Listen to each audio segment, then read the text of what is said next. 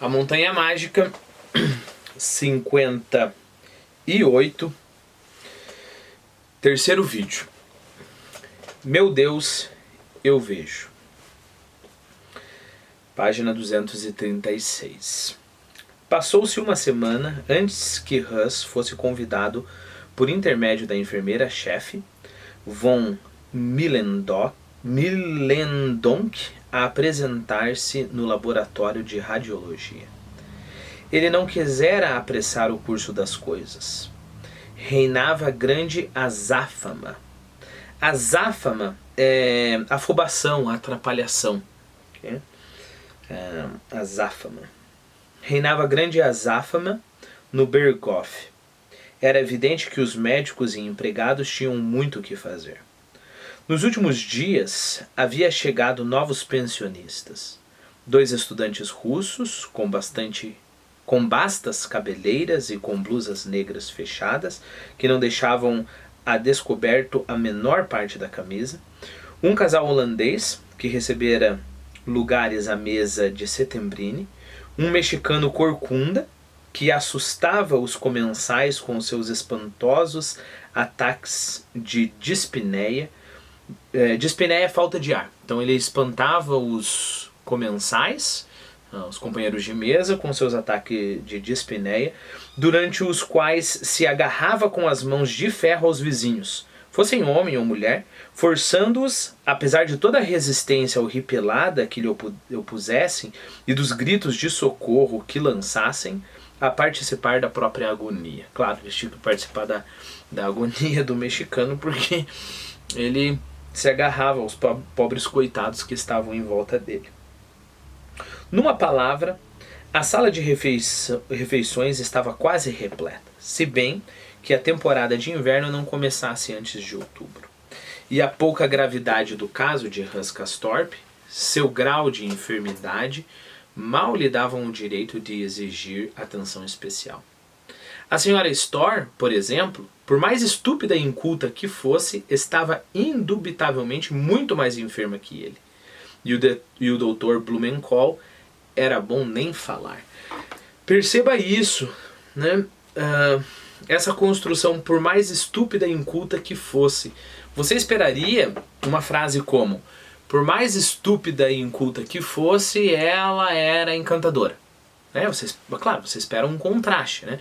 Por mais estúpida e inculta que fosse, sua conversa era agradável.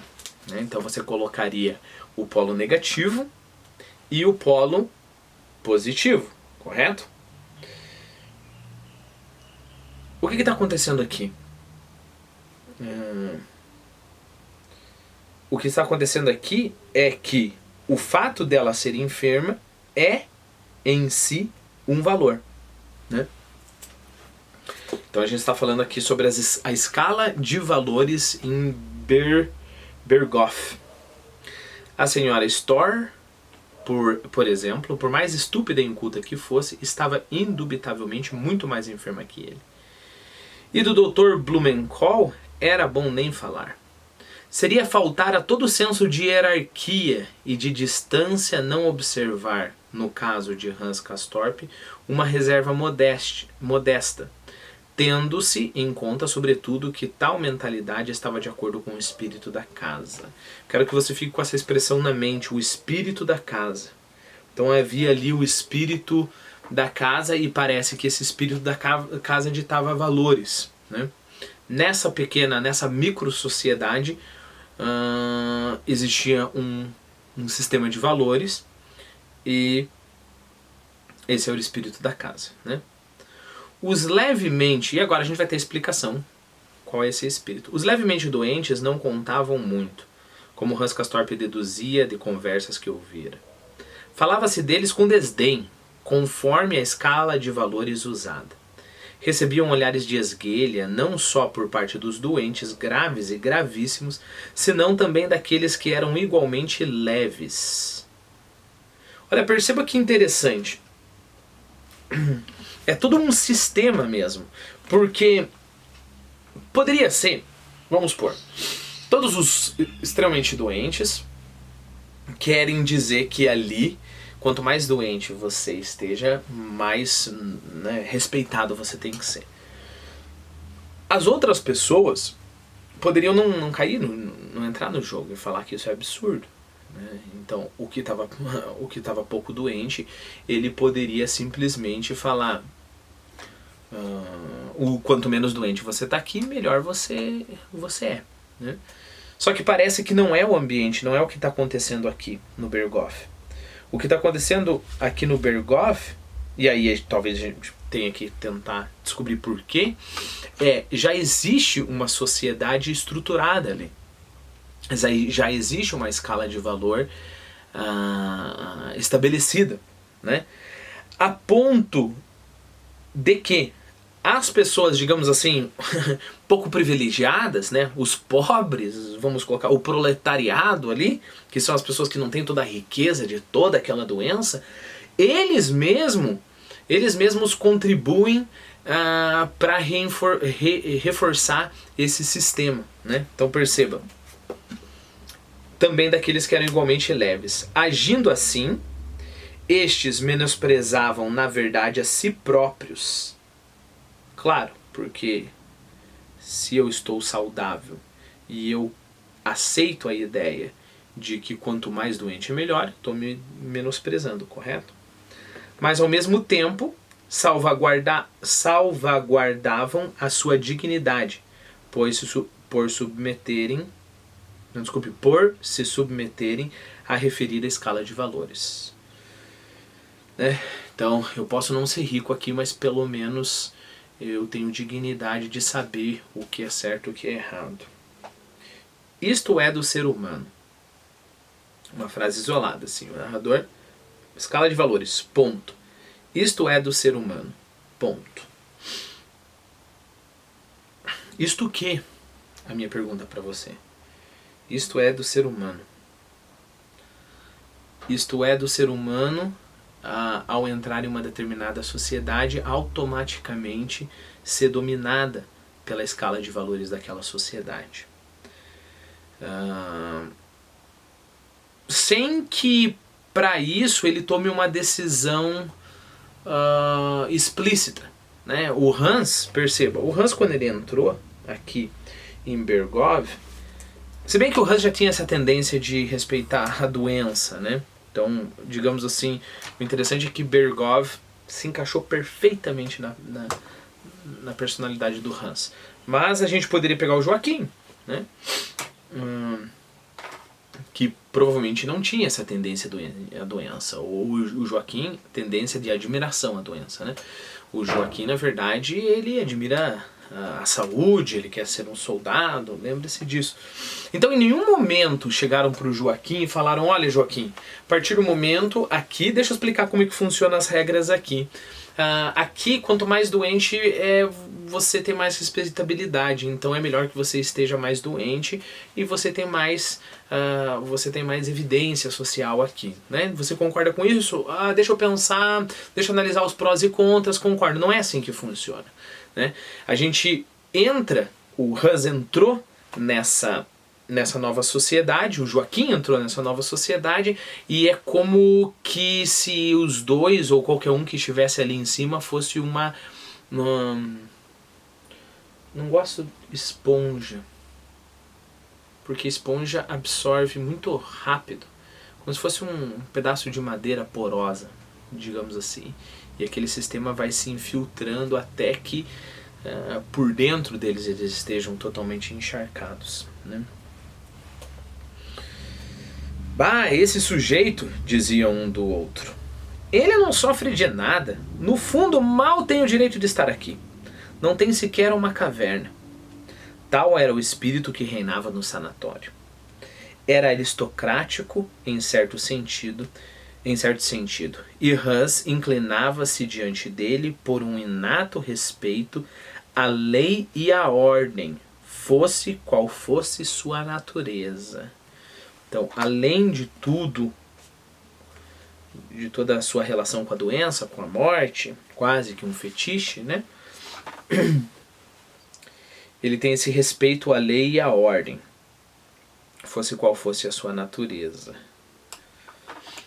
Cada terra com seu uso, reza o provérbio. E aqui a gente tem uma outra frase extremamente importante.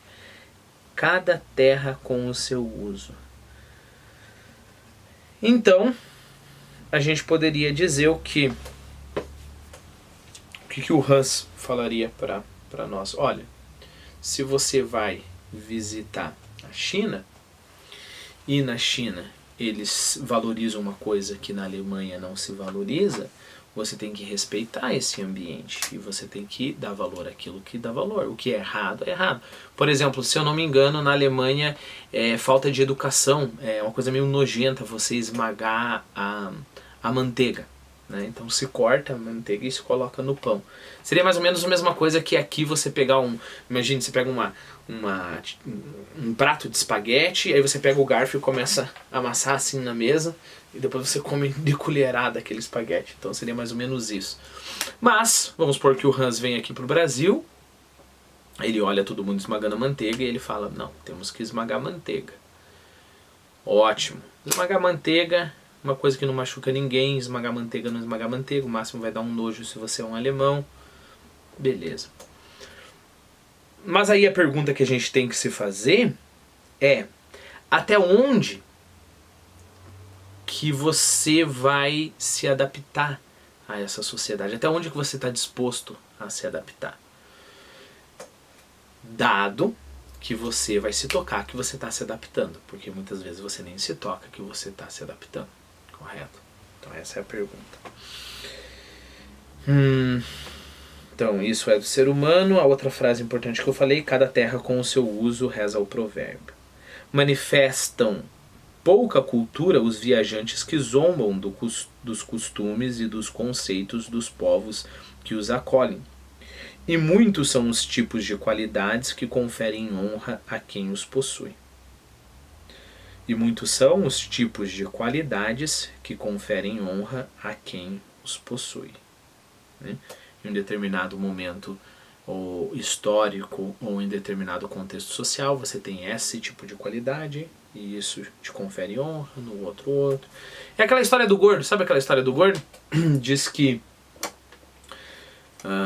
até o século retrasado, ser gordo ou ser mais cheio era um ótimo sinal. Ser muito magro era horrível, né? Eu não digo morbidamente gordo, né?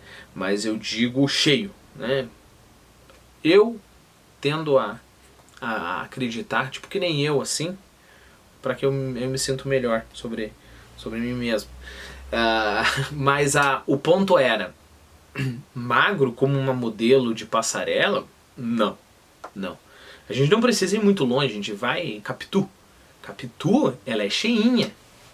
O narrador, o Dom Casmurro, quando ele está descrevendo a Capitu, ele falando da evolução dela, que ela estava se tornando cada vez mais mulher por dentro e por fora, né? Por dentro por causa do caráter dela que estava se desenvolvendo, e por fora porque ela cada vez crescia mais e cada vez ficava mais cheinha.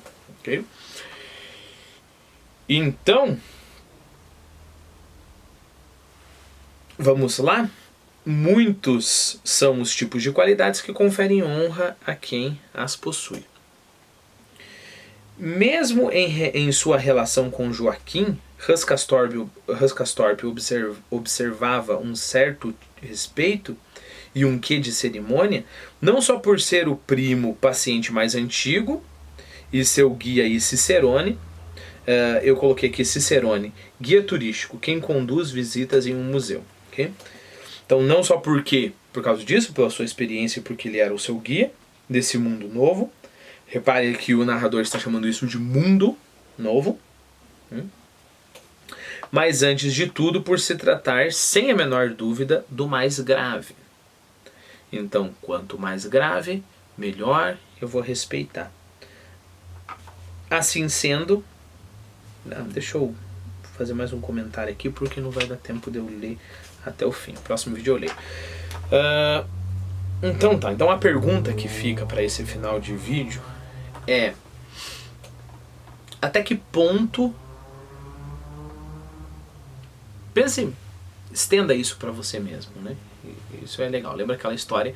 É uma digressão que o livro está nos dando, né?